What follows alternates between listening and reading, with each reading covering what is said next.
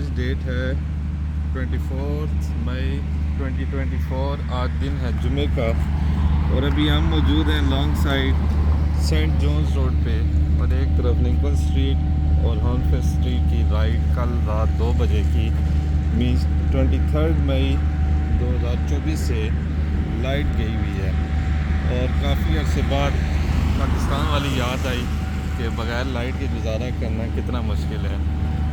और क्योंकि पाकिस्तान में तो यूज़ टू हो जाते हैं हमारे लिए थोड़ा मुश्किल था, लेकिन बहरहाल और सारा दिन फॉल्ट फाइंड करते रहे लेकिन नहीं हो सका। फिर 3:30 बजे 6:30 बजे शाम को बैकअप पे देखें इन्होंने कितना बड़ा जनरेटर जो इस वक्त 100 से ज़्यादा घर और इस्लामिक सेंटर है उसको भी जो इलेक्ट्रिक बैकअप दे रहा है, देख सकते हैं आप।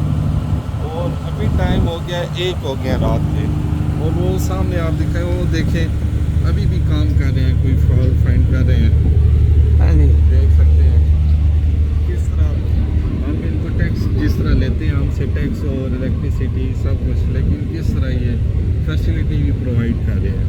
और ये देख सकते हैं ये टैक्स इसीलिए लेते हैं और फिर इसलिए हम फॉल्ट भी फाइंड कर रहे हैं।